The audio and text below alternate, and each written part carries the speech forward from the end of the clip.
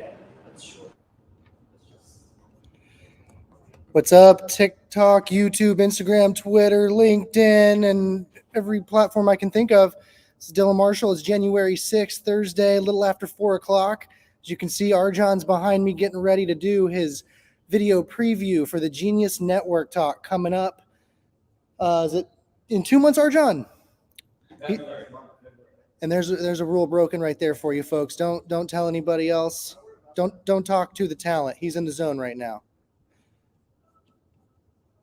We are going to go live to RJon now. Enjoy, folks. Oh, you already got the headphones. So damn good. Got you, brother.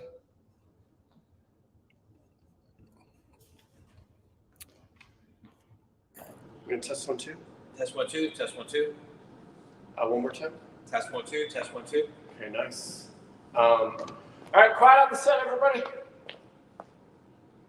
second.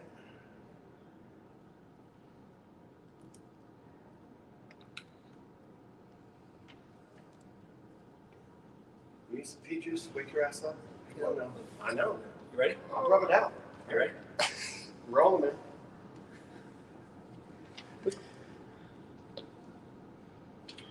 Hi, Genius Network. My name is RJon Robbins, and start again. Yep. Ready? Yep. Hey, Joe and Eunice and everyone else at Genius Network. I submitted my application for doing a 10-minute talk for February 2022, and the talk is how this idea has saved me $250,000. Flying private is something that I thought about for years, I dreamed about for years, I aspired to do for years, and I finally had the experience of flying private last year in 2021, and it has helped me make at least an extra $250,000. So, little background. In 2009, I was completely and totally flat broke. And I built my business and built my business and built my business by getting on airplanes and flying all over the country to do speeches and workshops and seminars. In 2011, 2012, 2013, I literally spent more nights in hotel rooms than sleeping at home, traveling. Somewhere in the middle of that whole thing, I made the mindset shift. I upgraded my mindset from flying coach to flying first class, and that dramatically helped me with every part of my business, because the way you do anything is, of course, the way you do everything, and we all understand how that works. But I couldn't wrap my head around flying private, even though I knew that it was better. And I researched all the different fractional jet options and wheels up and ExoJet and NetJets and everything else. And I just couldn't wrap my head around the extra cost. And I watched every show I could find, and what I kept seeing people saying over and over and over again is that private planes are like time machines. And the way that I thought they meant it, what I thought they meant, is that private planes got you places faster and saved you time. And I just couldn't figure out how to quantify and justify and rationalize, a few hours extra. I just couldn't figure out a way to get that to work at the amount of money that I was able to generate per hour, per week, per month, per year in my business, even though my business last year grossed over $20 million. Well, I finally bit the bullet and went private in October of 2022, because I was doing a big meeting in October of 2021, because I was doing a big meeting in Seattle, and I live in Miami, Florida. Can you stop that? I'm hearing myself there. I'm sorry about that. Let's start over. Now you got it, but you are going to run long, okay? It's fine. So if I start doing this, Yeah, okay, I don't know how. I understand. I'm getting distracted because I'm hearing myself. Okay, my bad. So you ready? We'll start all over again? Yeah. It's really good, though. All right, rolling. Hey, Joe and Eunice and everyone at the Genius Network. I am sharing One more time. Sorry. Hey, Joe and Eunice and everyone at the Genius Network. I am sharing this little preview video of an application that I submitted to do a 10-minute talk entitled how flying private helped me make an extra $250,000 in 2021. So, background, 2009, I'm flat broke, and I have to get my business going. And the way I got my business going was by getting on airplanes and flying all over the country to do speeches and seminars and workshops all over the place. In 2011, 12, and part of 2013, I literally spent more nights in hotel rooms than at home in my own bed, flying all over the country. And somewhere in the middle of all of that, in 2011, I made the mindset shift to go from flying commercial to flying first class. And, you know, I told myself all the same reasons why not to do it, delaying, procrastinating. It's the same plane, doesn't get you any faster.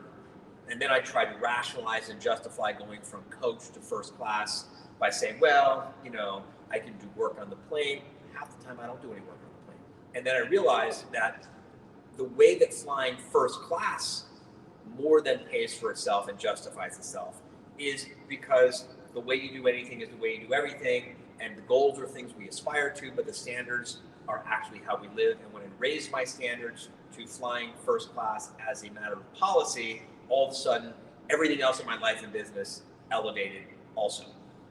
So for years, I'm flying first class, but pretty soon I realized sucks. I want to fly private better. So I started watching the shows on TV about flying private and private jets and all that kind of stuff. And I started doing research and looking at jet cards and fractional jets and everything else. And I keep hearing people talking about how private jets are like time machines. But, you know, I understood it from the perspective that I had. I didn't know what I didn't know that I didn't know. And I kept trying to process it through the lens of saving time, because when I heard time machine, I thought it meant it saves you time, and I just couldn't figure out how to economically rationalize or justify the added expense just to save a few hours on a trip. Well, I ended up flying private for the first time in October of 2021 when I was having a big event in Seattle. And I was there with my wife and my 6-year-old son and his nanny and her husband and the CEO of my business and my director of programs. And we were going to all have to go through the Seattle airport and transfer planes in Dallas. And it was just going to be a nightmare. And then 2 days later, I was supposed to get on another plane and go to New York for the NFT NYC conference. And then 3 days later or a week later, I was supposed to go to San Diego to do something with Mike Koenig, and I was just going to be destroyed. And I said, you know what? I'm biting the bullet. I'm flying private. So we flew private. And then I understood what it means when they say that private planes are like time machines. They don't save you time. They manufacture time for you. So I literally manufactured 3 days with that one flight. So it cost me about $32,000 all in with taxes. Now, if you deduct what I was otherwise going to spend for everyone to fly first class back, I probably spent a premium of about $25,000. By the way, in the 10-minute talk, I'll share all the numbers here.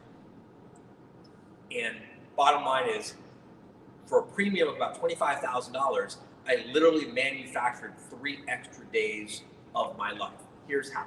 Number one, because we were flying private, we, meaning me, my wife, who is co-founder of the company, my CEO, and my director of programs, were all able to sit club style, facing each other without distraction, and had a real meaningful, about 4 hours of real meaningful, productive meetings and talking and planning and strategizing, while the last meeting, the live quarterly meeting, was still fresh in our mind, as opposed to, you know, maybe it would have taken us a week or 2 weeks to get around to doing that, having that meeting.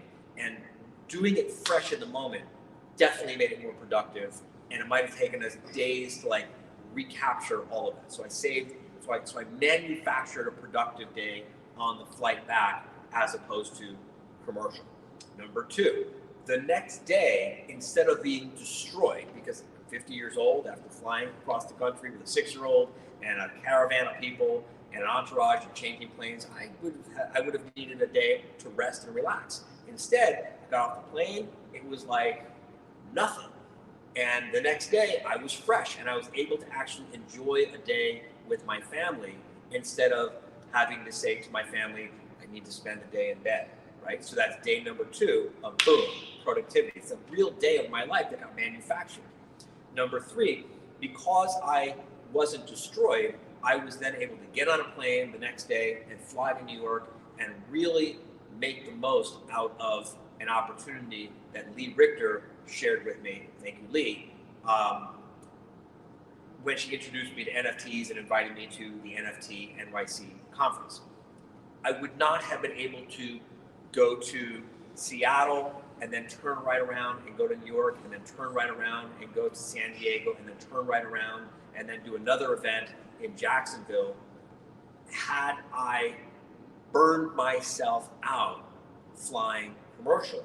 And so that $25,000 investment literally gave me at least 3 days of productivity, which for everyone at Genius Network, I would imagine 3 days, if I could manufacture 3 productive days for you, that's got to be worth at least $250,000. So that's my story. And in the rest of the minutes of the 10-minute talk, I would also share some of the math behind it, and I would share, like a checklist or whatever, all the things that I learned. I joined ExoJets. I gave them $100,000. I also joined Wheels Up. And that's another thing, is why I joined ExoJet for $100,000 and Wheels Up for $100,000, because I learned that they serve different purposes and different missions. And I'd be happy to share some information about why I chose those also. Okay, where are we at in terms of time? 7 minutes. That's 7 minutes. Well, maybe this is my 10-minute talk. All right. Thank you. Okay. Do you want to try it again, or you like? What do you think? I don't know how stringent they are with the rules. It was fantastic. It was really but good. It was. I wasn't bored. I was like, cool, this is great. But I don't know if they're like, nope. Over 3 minutes. Well, no. Then that's a 10-minute talk. There's my 10-minute talk. Literally, what you said at the end was perfect. It was really engaging, and if you just had those numbers there, like that was the talk. For sure. I went from having no idea what you were talking about to, oh, damn. Yeah. Right? That was with me too. And I would imagine what is going to be really attractive to the other people is like, you joined fucking both of them? Tell me more. Yeah, That's right. There was right. the little tease at the That's end, like, what right. the hell you joined too? That's like Big Baller Next Level. So, I mean, you are aware that there's Big Baller Next Level. You're probably one of those guys that takes 11 people to get COVID tested. What are you, made of money? It's up to you. I don't, if you're going to do it shorter, you got to cut out the 3 things, right? Because that's where it started getting long. Well, you started, my first day I saved, right? Like how you You've already explained. kind of where the written, you days have came some from. written explanation that they've already seen. So that's my only suggestion. If it were me, I would ask you to do, let's give it another take. Let's try another one. Let's see. When I start doing this, that means you're at 2 minutes, okay? Good. Got it. But your energy was good. I love your charm and your hellos and all that kind of garbage. Okay. All that crap. Well, I mean, you're charming. I got it. Yeah, blah, blah, blah. All right. And nice deep breath and action when you're ready.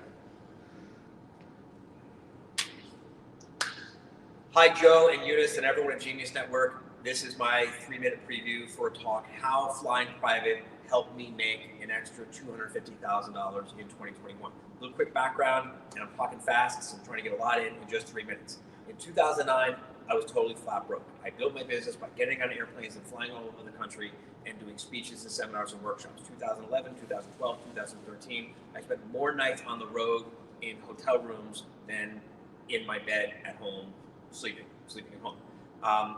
And in 2011, in the middle of that, I made the shift to flying private instead of just commercial. And Nope, not 2011. You went first class. Start again. And you want me to stop you on those Yes, obvious things, okay? Just making sure. All right, nice deep breath, and you're ready. Hi, Joe and Eunice and everyone at Genius Network. This is my 3-minute preview for my talk on about how I Start again. You good, baby? You good? Hi, Joe and Eunice. This is my 3-minute preview for the 10-minute talk on how flying private helped me make an extra $250,000 in 2021. All right, quick background. 2009, totally flat broke. I am flying all over the country, doing speeches and seminars and workshops to build up my business, and I start flying coach. Somewhere along the way, about 2011, I made the mindset shift, the big aha breakthrough, to go from flying coach to flying first class. And I tried to rationalize it and justify it by saying, well, you know, I'll do work on the plane. I don't usually do work on the plane. I usually just chill out.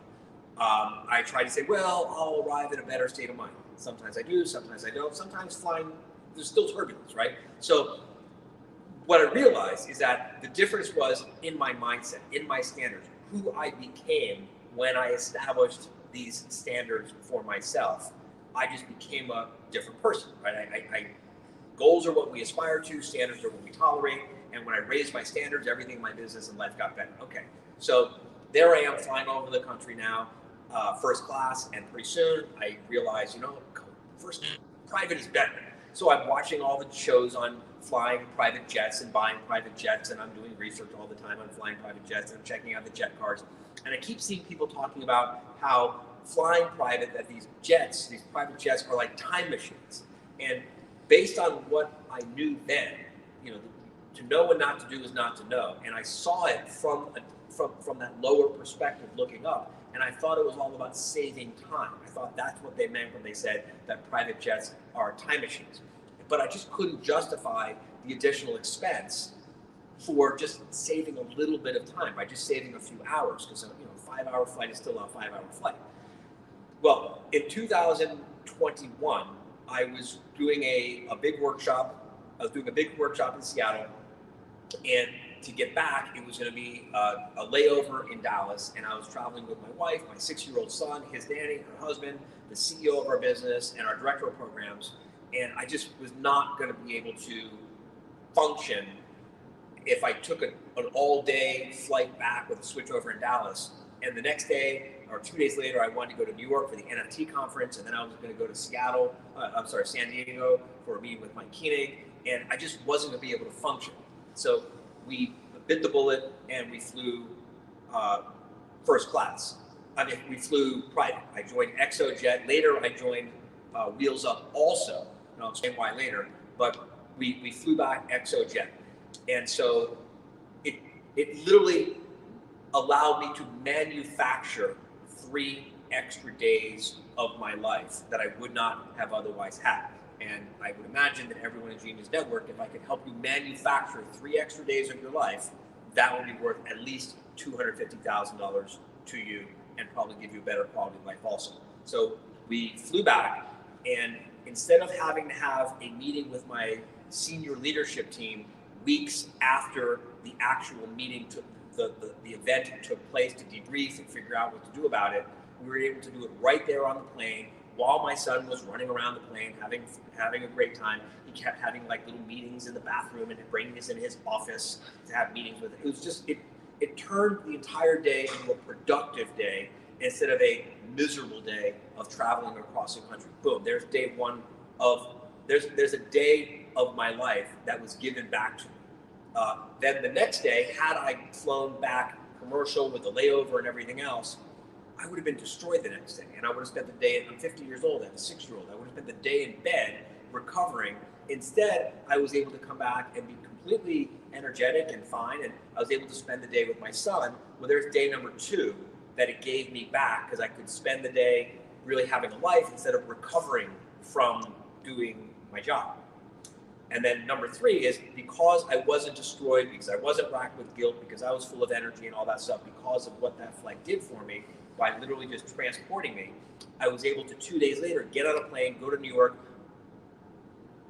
suck all the juice out of NFT NYC, which Lee Richter got me into, thank you, Lee, and then fly from there directly to San Diego to spend some quality time with Mike Koenig, and then turn back around and do another event in Jacksonville, Florida, and then home. And I would not have been able to do all of that had I flown back from Seattle commercial instead of private. And this is why and how flying private literally helped me manufacture at least 3 days of my life in 2021, which is worth at least $250,000 to me. That's the gist of it. In my talk, if I have a few more minutes, what I would do is I would also explain why I joined ExoJet, why I joined Wheels Up also, because they serve different purposes. And just tell you a little bit more about the actual experience itself. It wasn't like such a big luxury thing. It was really the time. And also, I would just share some of the numbers and the economics involved. The flight from Seattle to Miami was $32,000 with taxes all in, less what I would have paid to fly everyone else. It was probably a $25,000 premium. So for $25,000 premium, I get 3 days of my life back. That's a great deal. All right, there's my 3-minute preview. I hope it's 3 minutes. My 3 minutes. How many minutes? Six. The first one's better. First one was better. Just use the first one. Okay. So here's, I don't have, here's my plan. I'll just get that. No edits, just cut in, cut out. Yeah, right? exactly. That's it. On a YouTube link, and then you'll send it, or do you want me to take it from Yeah, there? that's fine. YouTube link, and I'll send it. And you'll send it. Okay. Cool. All right, cool. Hey, let's talk about this lesson. Oh, fuck. I forgot about this. Oh, yeah, do that more. Yeah. Okay, so here's More, what a more, pro. more. Here's what a No, pro no, does. Here's what a pro does. Pro gets a shoulder massage. No, fuck, no, Wow. no. That's not what a pro does. Okay. Am I a That's pro? masseuse. Am I a pro? A pro. Am I a pro? You're a pro, but And am I getting a shoulder massage while we're on camera? it's because I care about you as a human being. Then that's one of the things that a pro does. Look, the point is, a pro does Yeah, work. what is the point? I'm going to get to it. Okay. That's a great point. I'm not trying to mess with you. Yeah, Seriously, tell them the point. A pro gets work done when they don't feel like it. 10, 15 minutes ago, when I see this man in his office, and we've been going nonstop, you've been following, we've been going pretty day in, day out. We've been hitting it, right? We know we have this on the calendar. He doesn't want to necessarily just do this. I did not want to do this. What I wanted was the benefits of doing this. Yeah. Thank you. There's a common denominator of success. Yeah. And the common denominator of success is that successful people, it's not like we like doing things that unsuccessful people don't like. People are like, oh, you're lucky because I really hate traveling. And so you're lucky that you like traveling. I fucking hate traveling. Oh, it sucks. Oh, you're lucky Yeah. that you like sleeping in hotel rooms away from your family. And if I liked it, then Yeah. I would be able to do it. No, I fucking hate that stuff Yeah, too. I'd rather be at home. You're lucky because you can just get in front of the camera and you know what? This is water, not coffee. Because Yeah. the coffee broke. Yeah. The coffee broke yesterday. No, it did. Did you know that? No. The coffee stopped working. Oh, it stopped working on you, not the actual machine. Oh, the machine still works. It's just the coffee broke. It stopped working. It's no longer doing anything for me. I'm just switched to water at this point, so I don't get dehydrated. Yeah. Yeah, I mean, there's a common denominator of success. There's actually a great article about that. And it's like,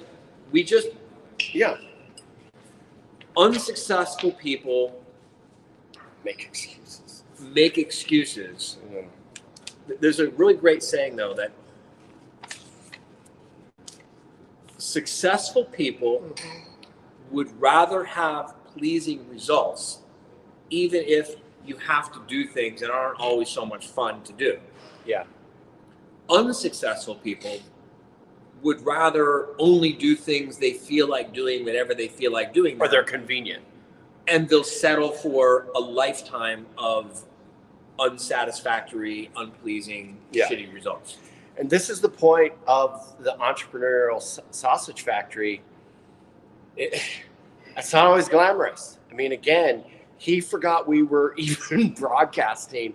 He's ready to go home. I know you got a date night, so we're going to let you get out of here. But it's about getting it done. There's no excuses, right? He literally was trying to push it off at lunch, and I was like, no, you know we're going to do it. You're going to feel better. Which brings me to, who are you surrounding yourself with? Who are you hanging around? Who do you allow to be in your environment? Because every single person in your environment is having an impact on you. They're pushing you, or they're pulling you, they're influencing you in some way, shape, or form. Yeah. And if you don't know that, then you're like the guy at the you're like you know the saying, if you can't spot the sucker at the poker table, it's because you're the sucker at the poker table. You've got to know that every person who you permit access into your environment is having an influence on you. Yeah. It's either a positive influence or it's a negative influence. There's no one in your environment, there's no one around you who isn't having some kind of an influence on you. And, you know, I'm very intentional about who I permit access into my world. And I didn't feel like doing this today. Can you tell him what you wanted to do? Do you even remember? At this Yeah, point? I want to go to the guitar store and buy a guitar. That's right. And wanted Jimbo to go to Guitar Center. He's like, let's go to Guitar Center. I was like, no, hell no. And the point is, he was a positive influence on me. All jokes aside, he was a positive influence on me. And, you know, inventory all of the people in your life who are a positive influence on you. Yeah. Inventory all the people in your life who aren't a positive influence on you. And by definition, that means they have to be a negative influence on you, because you are probably making excuses at some point. We all do. Yeah. Part of it. And if the people in your life remain silent, they're like, there's a saying, I think it was George Washington or Benjamin Franklin or someone who said that all liberty, all that has to happen for liberty and freedom to die is for good people to remain silent. I butchered that quote, but you all get the point. Yeah. All that has to happen for a talented person, like I'm sure all of you are talented and ambitious and have all kinds of great goals and ambitions and things you can do. All that has to happen for you to just wind up wasting the next year, 2 years, 5 years, 10 years of your life is for you to surround yourself with people who don't call you out on your bullshit. So you don't need, if you go from, it's very binary.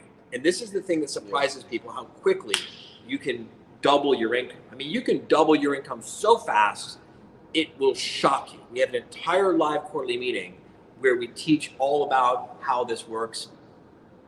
It happens so fast that when it happens, you're like, oh my God, it seems like a miracle. Yeah. Napoleon Hill wrote about this very thing in Think and Grow Rich. He described a river. Imagine a river. Can we go to that thing and I draw something? Yeah, I'm for gonna grab sure. a pen. 100%. See, look, this man is a teacher. He lives to pay it forward. It's All right, can we just stop telling them what the same thing? Well, I'm just saying. No, I mean, I know you're exhausted. I know you're ready to get the hell out of here, and you just can't let's do this help quickly, yourself. because I gotta get out of here. Okay, All right, so look, go ahead. Think and Grow Rich, Napoleon Hill. He describes a river. I read this book, I don't know how many times I read and reread, and there hasn't been a time that I haven't been reading and studying Think and Grow Rich since I first discovered it more than 10 years ago, probably 20 years ago. And I must have read that book 10 times before I finally freaking understood what the hell he was talking about, because I literally had to like draw a sketch to understand it. So here's the sketch that I finally drew. He describes a river going in two directions, where one part of the river is going towards, let's just call it heaven, and the other part of the river is going towards hell.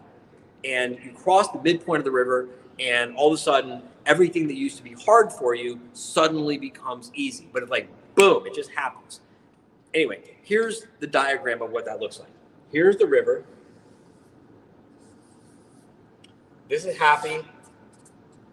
These are your financial goals, your personal goals, your professional goals. This is sad. Financial, personal, professional. And this dotted line represents the river. Grab me 2 different colors, quickly, please. Any colors. Here's black. I'm gonna come over with the same one.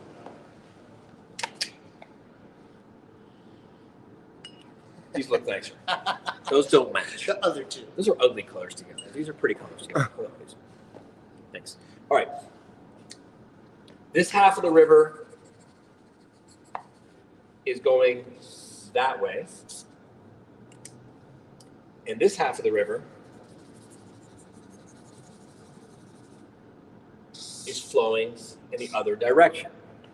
One half of the river is flowing towards your goals. The other half of the river is flowing towards everything you don't want. Got it? Yep. Mm-hmm. And this is you. And we all start off here. And we have to cross the river. And as soon as we step into the river, the current starts taking us, starts pushing us towards what we don't want. And things are hard. And we have to fight against everyone. And we have to fight against everything. And no one believes us. And no one trusts us. And there's no one to help us. And there's no resources. And everything is so hard, so hard, so hard, so hard. But then you reach this midpoint. And as soon as you cross this midpoint, all of a sudden, the current is going in the other direction. And all of a sudden, you could like literally just lay there and float. And the current takes you towards where you want to go. 2008, 2009, I'm completely and totally flat broke. I mean, seriously, first world flat broke, not third world flat broke, but I was broke. Lost our house to foreclosure, had to scramble for grocery money. I mean, I was broke. It took me a year and a half to save up $700 to buy new tires for my truck. I was broke. And I was fighting and fighting and fighting and fighting. And like, it took me a year and a half to save up $700, right? The thought of being able to have an extra 10 or 20 or 50 or $100,000 of extra disposable income was like, how could I swim that hard against the river? It was just unfathomable. Well, at some point, I got to this midpoint of the river, I switched, and the current starts taking me with it towards my goals. Now it's like, it's hard to say this without coming off like an asshole. Because I remember the first time I heard someone say this to me, I thought, you're an asshole. But now I realize that they were really trying to help me understand something that I just wasn't, I wasn't in the mindset place. I didn't have the mindset. My ego was so big and out of control. I lacked the entrepreneurial maturity to understand what they were really trying to help me to tell me. I was at an event. My friend David Nagel was on stage, and he was talking about this concept from Think and Grow Rich. And he was talking about how simple it is to make $10,000, $20,000, $50,000. And I remember my friend Suzanne Evans, who was several years ahead of me in this development, she was in the audience, and David said, Suzanne, how long would it take you to make like an extra $10,000, $20,000? And Suzanne was like, today? Like right now? Like nothing? And now intellectually, I knew that these are good people. Intellectually, I knew that they were genuinely trying to help the audience understand this stuff. intellectually, I knew that they were 7-figure earners. I knew this. And yet I was emotionally triggered by that. And I thought, asshole. Because it was so hard for me back then, because I was still fighting so hard. I was still fighting so hard against the current. Everything came hard to me back then. And here they were talking about how easy things were going for them. And look, I mean, my dashboard for my business is right behind you. No, I mean,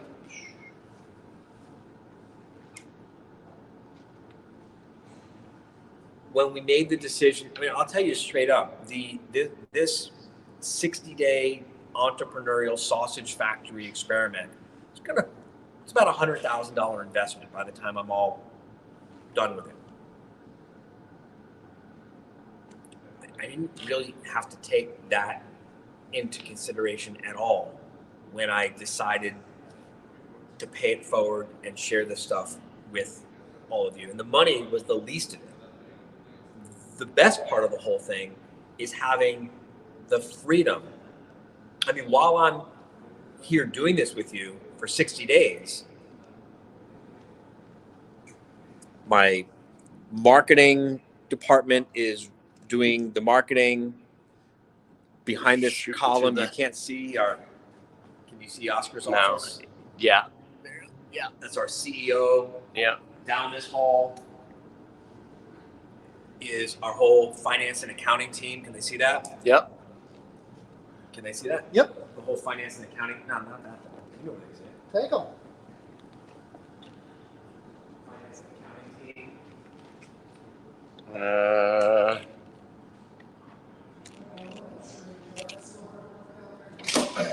HR department.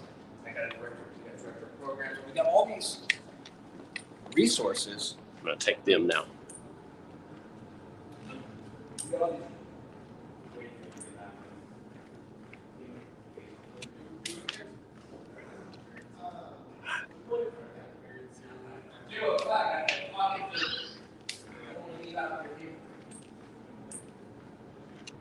Sandy said you should have got the guitar. We'll talk about that later. No, he shouldn't have got the guitar. No, we did the right thing. No, The that right thing. video is going to buy me A band. that video is going to buy me a second home. Legitimate. Like, that's not an exaggeration.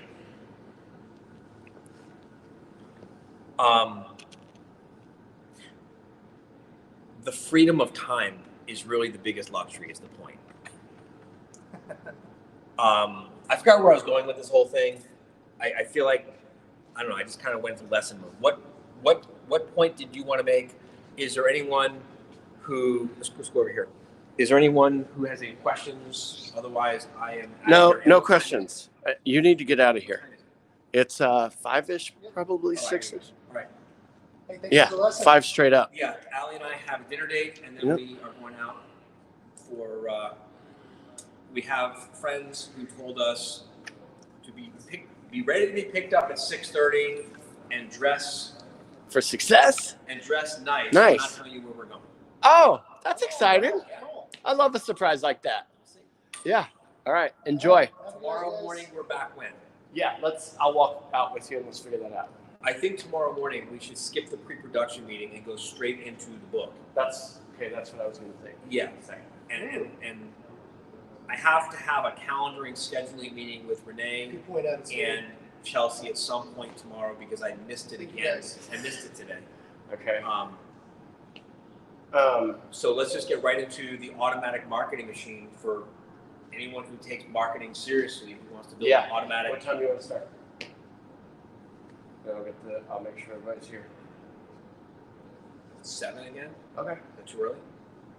7 a.m. Eastern. We'll bang out 4 more chapters tomorrow, Do it, and then we'll get and then we can finish the book next week. Yeah, I love it. Okay. Bye. Get out of here. Enjoy yourself. When will you get me the video to I'm send gonna to? have it before you get home. Okay.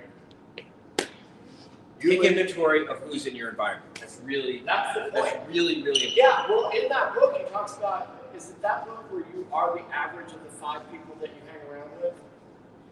I don't know. I gotta go. Bye. All right. Later. All right. Bye, everybody.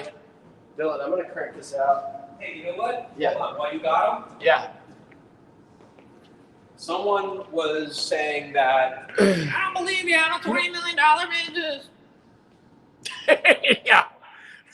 So why don't you show them Okay. just the Dylan? I cut.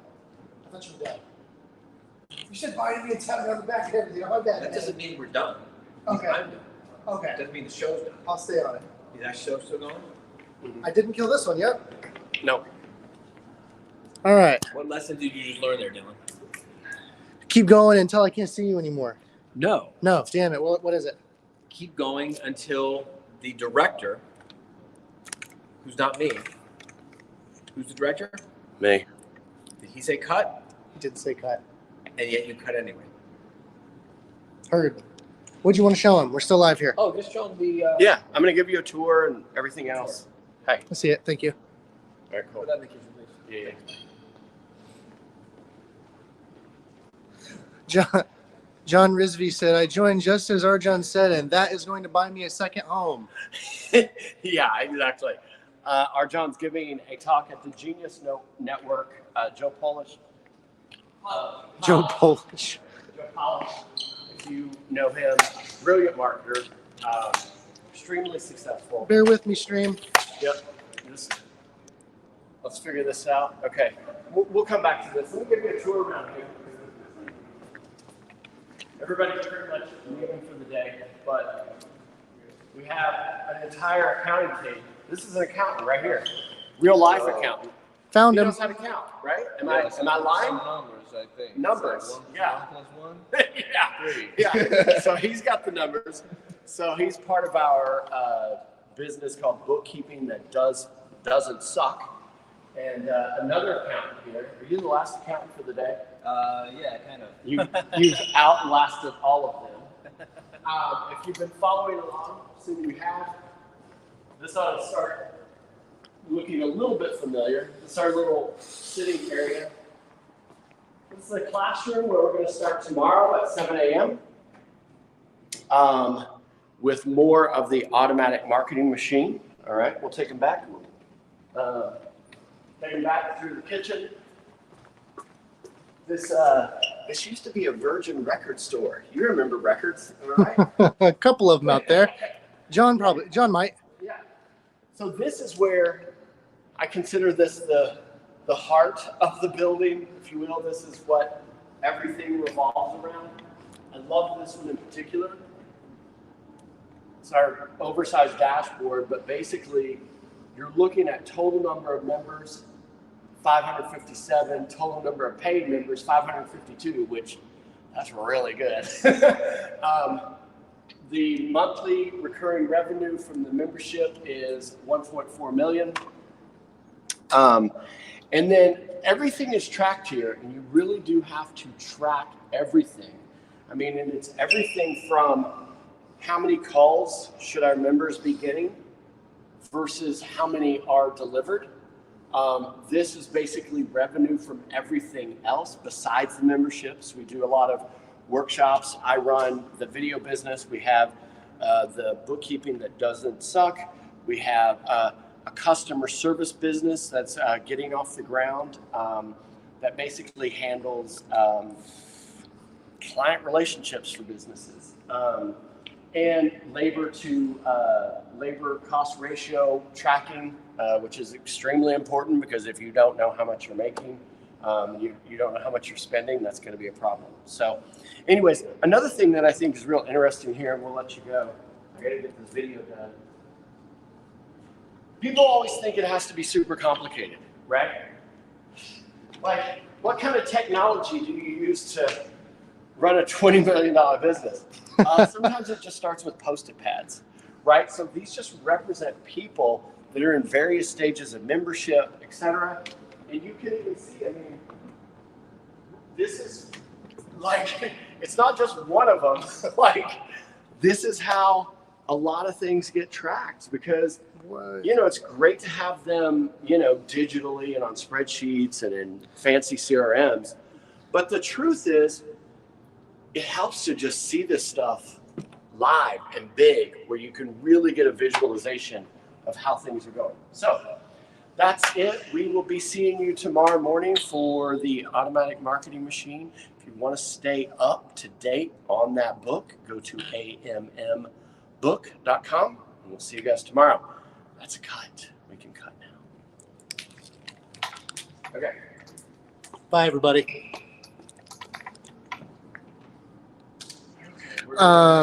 So John Risby, yes, everything is being recorded.